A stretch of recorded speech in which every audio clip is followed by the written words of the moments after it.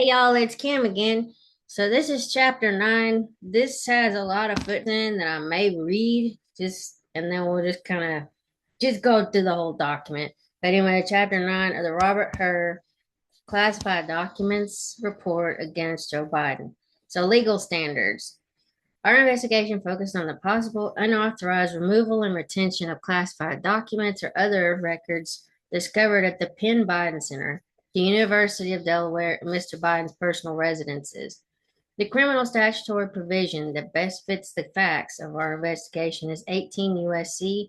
793E, a section of the Espionage Act that prescribes unauthorized retention and disclosure of national defense information. The law governing that crime is discussed below in sections 1 and 2. We discuss other criminal prohibitions and why they do not apply in section 3. Unauthorized retention of national defense information. To prove unauthorized retention of national defense information under 18 U.S.C. subsection 793E, the government must show the defendant had unauthorized possession of a document, writing, or note. The document, writing, or note related to the national defense, and the defendant willfully retained the document, writing, or note and failed to deliver it to an employee or other entitled to receive it. Okay, it says Office of the Attorney General, Order Number 5588, 2023, appointment of Robert Hur as Special Counsel, January 12th, 2023. And so this has a lot of legal precedents here. So C.U.S. or United States versus Rosen 445, F supplemental, whatever, 2D 602, amended order number. Let's see, court's instructions to the jury at 19, United States versus Brown. And then government's proposed jury instructions at 18, United States versus Sterling. And then final jury instructions at 44, the United States versus Ford. Okay, unauthorized possession. The Espionage Act does not define unauthorized possession, but courts in recent decades have construed that language in a related phrase in the same statute entitled to receive by referencing the executive order governing the handling of classified information in effect at the time of the conduct. As explained in Chapter 1, under the executive order, a private citizen's access to classified information is authorized only if he or she receives a favorable eligibility determination, signs an approved non-disclosure agreement, and has a need to know the information or obtains a formal waiver of that requirement. Classified information must also be kept in approved and secured storage containers. By implication, from the exception in subsection 4.4 of the executive order, the restrictions on access to classified information in the order appear to govern a former vice president, which Mr. Biden was between January 2017 and January 2021. So let's just look at this. So United States versus Morrison, 844, la la la, and then construing government executive order and holding the words entitled to receive in 18 U.S.C. subsection 703. D and E can be limited and clarified by the classification regulations, Rosen, and then whatever, and then the rule regulating who is entitled to receive in the executive order, setting forth a uniform classification system for national security information. See also United States versus Hung. And then the trial judge provided adequate content for unauthorized possession by advising the jury that a person would have authorized possession if he had an appropriate security clearance and if he gained access to the document because it was necessary to the performance of an individual or an official duties. Jury instructions in Espionage Act cases have generally mirrored the executive order's requirement for access to classified information by defining unauthorized possession to mean that the possessor lacks a security clearance, lacks a need to know, or removes the information from its proper storage location. See final jury instructions at 45, Ford, and number whatever 5 CR 235. Government's proposed jury instructions at 10 on Sterling, transcript of jury instructions at 194 United States versus Morrison. An individual has unauthorized possession of documents and writings when he possesses those under circumstances or in a location which is contrary to law or regulation for the condition of his employment. And there's Executive Order 13-526, subsection 4.1A and 4.4. And then let's see, Office of Director of National Intelligence Community Directive. Okay, so under the executive orders provision, a former vice president or former president may receive a waiver of the need to know requirement, but only if a senior official at the agency that originated the classified information determines in writing that access is consistent with the interest of national security and takes appropriate steps to protect classified information from unauthorized disclosure or compromise, and ensures that the information is safeguarded in a manner consistent with this order. For all of the classified materials recovered during the investigation after the Vice presidency, Mr. Biden did not receive a written waiver of the need to know requirement, and no agency official made the findings required by the executive order. Therefore, Mr. Biden's possession of those materials is in unsecured spaces in his home after his vice presidency was unauthorized within the meaning of the Espionage Act. Okay, so then why was he not charged? Anyway, the White House counsel's office and Mr. Biden's personal attorneys have argued to us that despite these requirements, the Presidential Records Act authorizes a former president or vice president to keep classified materials in locations that are not approved for storage of classified information at home, as long as those materials are not defined as presidential records under the Act. Executive Order 13-526, subsection 4.4, and then Trump versus United States, number 22-13005, 2022, and then see Trump versus United States, superseding indictment, United States versus Trump. You can look through all that. Okay, council note that the Presidential Records Act excludes personal records, which can include diaries from government ownership, and pre-existing White House guidance has interpreted the act to exclude rough meeting notes from its definition of records, pointing to Mr. Reagan's treatment of his diaries containing top secret and sensitive compartments of information as discussed in Chapter 10. Council contend that a former president or vice president may lawfully retain written national defense information provided it is not a presidential record under the act, and that Mr. Biden's notebooks, like Mr. Reagan's diaries, are not presidential records. The approach that the department and courts have taken in Espionage Act cases after passage of the Presidential Records Act cuts against this view. Courts and the department have determined whether possession of national defense information is authorized, principally based on the terms of the executive order.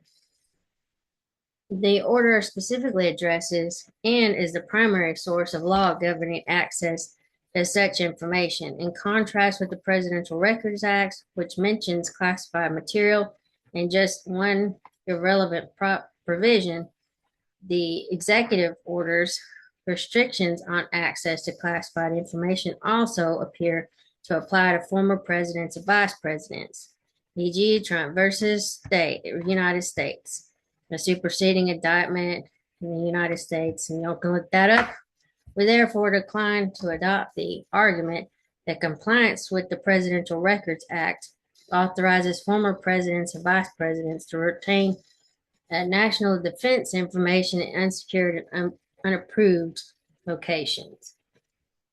As explained in chapters 10, 12, and 13, we do consider the historical practices of former presidents and vice presidents, including Mr. Reagan's treatment of his diaries, when evaluating whether Mr. Biden acted willfully and when weighing the factors set forth in the principles of federal prosecution. Relating to the national defense, the Espionage Act includes Section 793E, is concerned with information related to the national defense, which is distinct from but related to the term classified information. Classified information is defined by the executive order as information whose unauthorized disclosure could reasonably be expected to cause identifiable or describable damage to the national security. Information relating to the national defense, often referred to national defense information, is not defined in the Espionage Act and so its meaning has been construed by courts. At the Supreme Court, held in the seminal case Gorin versus United States, national defense is a generic concept of broad connotation to military and naval establishments and the related activities of national preparedness. It includes all matters directly and reasonably connected with the defense of our nation against its enemies. So, additionally, the Presidential Records Act makes no mention of the relevant criminal statutes, and there is no conflict between the Act and those criminal laws. See Carcieri versus Salazar, and then absent a clearly expressed congressional intention, and implied repeal will only be found where provisions in two statutes are in irreconcilable conflict, and where the latter act covers the whole subject of the earlier one and is clearly intended as a substitute. And it's cleaned up. I don't know what that means. Compare 18 U.S.C. subsection 793 concerning information related to the national defense with 18 U.S.C. subsection 1924 concerning classified information of the United States, which is statutorily defined as information originated, owned, and possessed by the United States government concerning the national defense and foreign relations of the United States that has been determined pursuant to law or executive order to require protection against unauthorized disclosure in the interest of national security. Okay, so information related to the national defense must be closely held and not lawfully made public or available to the general public. But the mere fact that similar but unofficial information is publicly available does not automatically remove information as closely held documents from the realm of national defense information. In determining whether information relates to the national defense under the Espionage Act, the fact that the information is classified is neither sufficient nor necessary, but it is highly probative evidence. Gorin versus United States versus Drummond, applying Gorin definition to 18 U.S.C. 794, and finding jury instructions more than ample, where district court instructed jury to consider documents as well as testimony about their content and significance to determine whether standard was met. Morrison, 844, blah, blah, blah. He also hung publicly available information, not national defense information under the Espionage Act. United States versus Didion, and then affirming jury instructions for Section 793F, stating information did not relate to the national defense if it was made public by the government and is found in sources lawfully available to the general public, or if government made no effort to guard such information. United States versus Squillicote, and then fourth, Circuit 2000, and then Rosen, and then jury instructions follow this principle, e.g. jury charge at 22 and 23, United States versus Schultz. And then it says, in determining whether material is closely held, you may consider whether it has been classified by appropriate authorities and whether it remained classified on the date or dates pertinent. I caution you that the mere fact that information is classified does not mean that the information qualifies as NDI. Court's instructions to the jury at 20, Brown, and the government's proposed jury instructions says you are to determine whether certain information in this case was national defense information. This is not the same as classified information. However, you may consider the fact that information was classified in determining whether, let's go down here, Information at issue was national defense information. Final jury instructions at 46. 4.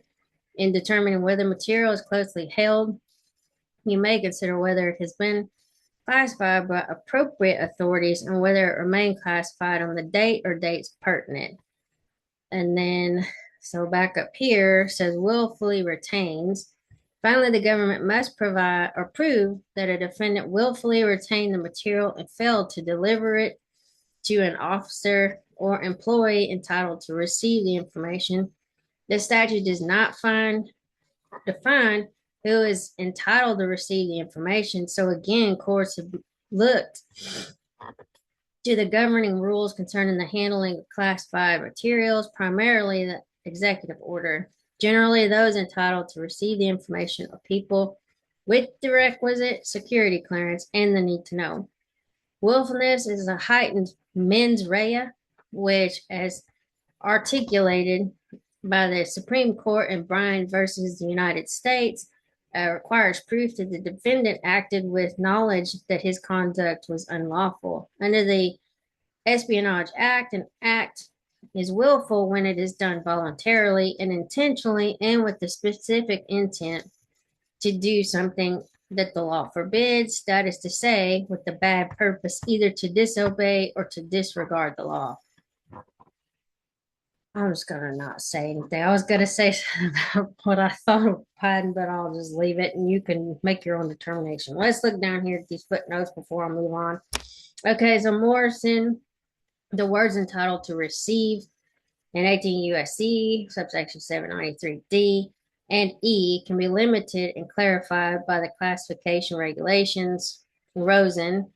And then it says the rule regulating who is entitled to receive is the executive order setting forth a uniform classification system for national security information, Rosen.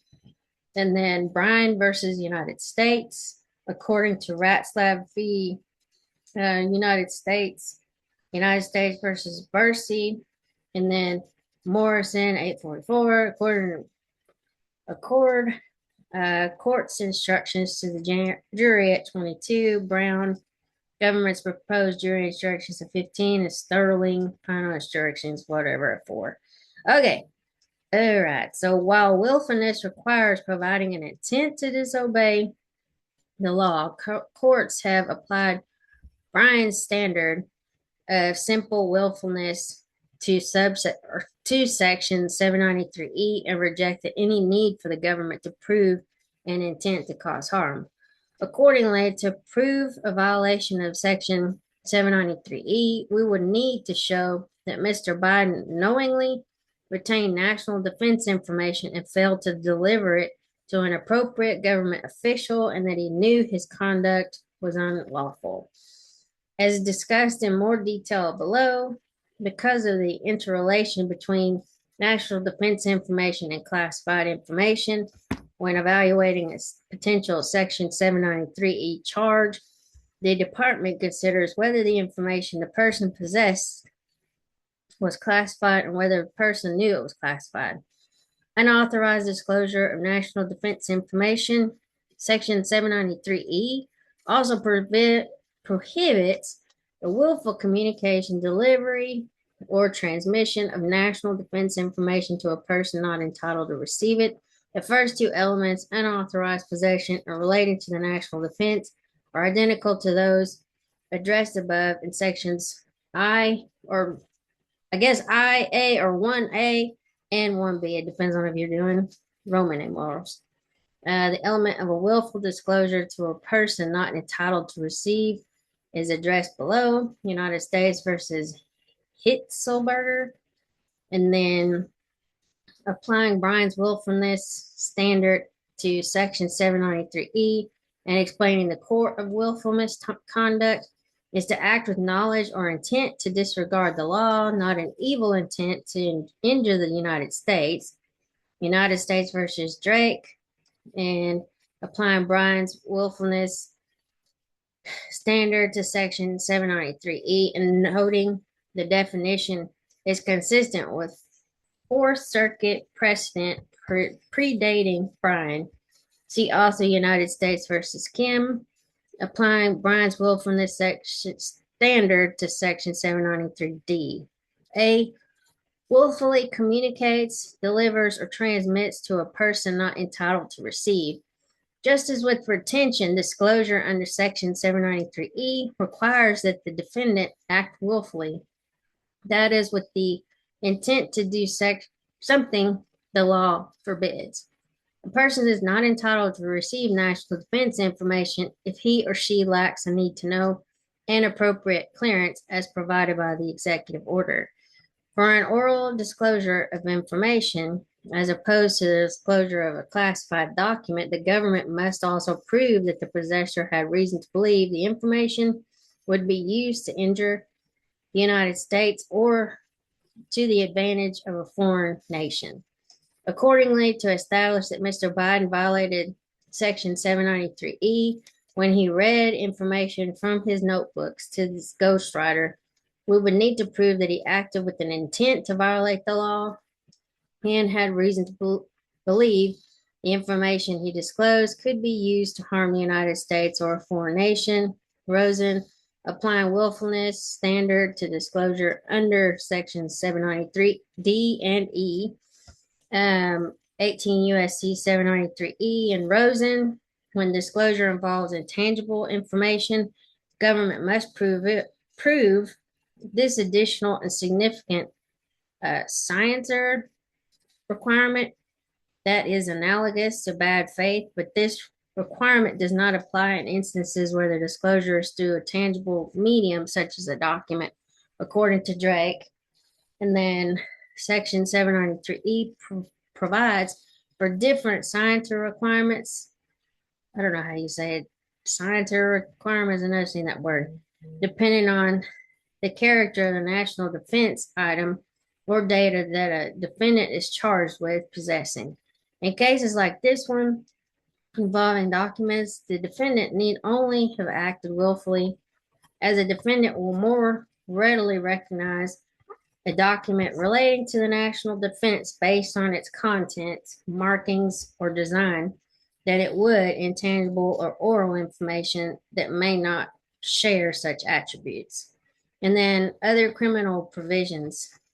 Other Espionage Act provisions. The other provisions of the Espionage Act do not fit the facts of this case. Subsections A, B, and C of Section 793 are facially inapplicable because at no point did we find evidence that Mr. Biden intended or had reason to believe the information will be used to injure the United States or to benefit a foreign nation, which is a requirement of those subsections. Subsection D also does not apply because it requires a failure to deliver materials on demand. And when asked to return any classified materials from his vice presidency, Mr. Biden consented to searches and returned all potentially classified material that were discovered. Among other reasons, Section 793F does not fit because the subsection requires removal of national defense information from its proper place of custody by a person who has lawful possession. That is a difficult requirement to apply here because presidents and vice presidents are generally permitted to retain classified information at their residences while in office. Because Section 793F can only be violated when Mr. Biden had lawful possession, i.e., when he was vice president, any removal of classified information would have occurred while Mr. Biden was still vice president, when that conduct was not prescribed by the executive order issued pursuant to the president's authority to control national security information. It is at least arguable that as vice president, Mr. Biden could not have removed national defense information from its proper place of custody as the statute requires, because his home and other locations were proper places of custody during his time in office. In any case, interpreting Section 793F to apply to a sitting vice president's conduct in that context would raise significant separation of powers concerns. Where such concerns exist, the Supreme Court and the Department of Justice have declined to interpret statutes as applying to the president or vice president absent clear statutory text. And let's see, let's go back up and read these. Okay, 18 U.S.C. requires acting for the purpose of obtaining information respecting the national defense with intent or reason to believe that the information is to be used to the injury of the United States or to the advantage of any foreign nation. Subsections B and C incorporate this requirement by reference to the purpose aforesaid. 18 U.S.C. subsection 793D criminalizes conduct where the defendant fails to deliver the national defense information on demand to the officer or employee of the United States entitled to receive it. And then United States versus United States District Court, President has the fundamental duty under Article 2, subsection 1 of the Constitution to preserve, protect, and defend the Constitution of the United States. Disclosure of grand jury material to the intelligence community. The Constitution vests the President with responsibility over all matters within the executive branch that bear on national defense and foreign affairs, including the collection and dissemination of national security information. See Franklin versus Massachusetts. Out of respect for separation of powers, we would require an express statement by Congress before applying the Administrative Procedures Act to the President. The constitutional separation of powers between the President and Congress, plain statement rule, is rooted in principles of constitutional avoidance and separation of powers, application of Consumer Credit Reporting Reform Act of 1996, presidential nomination and appointment process. It is well settled principle of law applied frequently by both the Supreme Court and the executive branch that statutes that do not expressly apply to the president must be construed as not applying to him if such application would involve a possible conflict with his constitutional prerogatives. Presidential appointments of federal judges, articulating the well settled principle that statutes that do not expressly apply to the president must be construed as not applying to the president if such applications would involve a possible conflict with the president's constitutional prerogatives. The executive powers vested in the president. U.S. Constitution, Article 2, Section 1, and the Vice President has limited constitutional enumerated functions. U.S. Constitution, Article 1, Section 3 amends 12, 20, and 25. Vice President's constitutional duties include serving as President of the Senate, opening the certified votes from electors for the President and Vice President, and duties related to the death, disqualification, or inability of the President. Thus, it could be argued that the separation of powers concerns giving rise to the express statement rule are less applicable to the Vice President. See memorandum from Lawrence H. Silverman, Deputy Attorney General for Richard T. Burris, Office of the President, regarding the conflict of interest problems arising out of the President's nomination of Nelson A. Rockefeller to be Vice President under the 25th Amendment to the Constitution at 2 August 28, 1974. Nonetheless, given that the Vice President is an elected constitutional officer who is regularly delegated significant executive duties, the Department of Justice has long applied the express statement rule to vice presidents, whether the office of the vice president is an agency for purposes of the Freedom of Information Act. Because the vice president is also a constitutional officer, the same express statement rule should apply. A citation omitted in the context of determining whether the Freedom of Information Act applies to the office of the vice president. Conflict of interest problems at 5 and 6, concluding that a federal conflict of interest statute does not apply to either the president or vice president because it would be strange for Congress to subject the president and the vice president to possible criminal prosecutions without naming them explicitly. And then whatever else, little subsections there. Okay, finally, because Section 1924 requires that a defendant knowingly removed classified information without authority and without or with the intent to retain it at an unauthorized location, a prosecution under this statute would face many of the same evidentiary hurdles discussed in chapters 11 and 12. Removing, concealing, or destroying a government record. Title 18 USC, subsection 2071, criminalizes removing, concealing, or destroying government records while there is scant case law. Most courts that have addressed the statute's elements have required proof that the defendant deprived or attempted to deprive the government of its ability to use a given record. We found no evidence that the government was deprived of the use of any of the materials recovered during this investigation or that Mr. Biden acted with the intent to deprive the government of any record. In fact, no one in the government seems to have noticed that any classified materials were missing at any point from the time Mr. Biden left office on January 20th, 2017, until marked classified documents were found at the Penn Biden Center on November 2nd, 2022. It is therefore unlikely we could have proved deprivation. Section 2071 also requires proof of willfulness, a heightened mens rea discussed above in section I or C, whatever that is, and then 2A. And so, even putting aside the issue of deprivation, any section 2071 charge will fail for the same reasons discussed in chapters 11 and 12.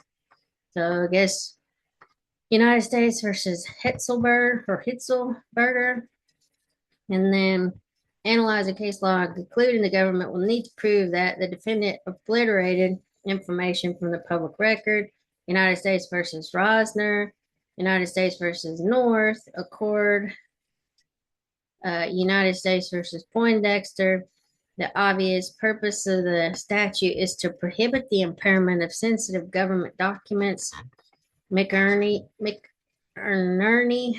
don't know how you say that, versus United States, sections 2071's predecessor statute was enacted for the purpose of protecting records, papers, and proceedings of courts of justice and papers, documents, and records filed or deposited in the public offices of the federal government. United States versus the group. The essential element of sections 2071's predecessor statute was the specific intent to destroy them as records of a public office, or in other words, to obliterate or conceal them as evidence of that which constitutes their value as public records, or to destroy or impair their legal effect on usefulness as a record of our governmental affairs. But see United States versus Lang, finding that a copy of a government record itself functions as a record for the purpose of 2071.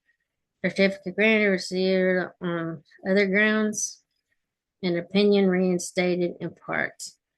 Anyway, so that's the end of that. So I did 8 and 9 today. But anyway, I'll talk to y'all later. Have a great afternoon. Bye.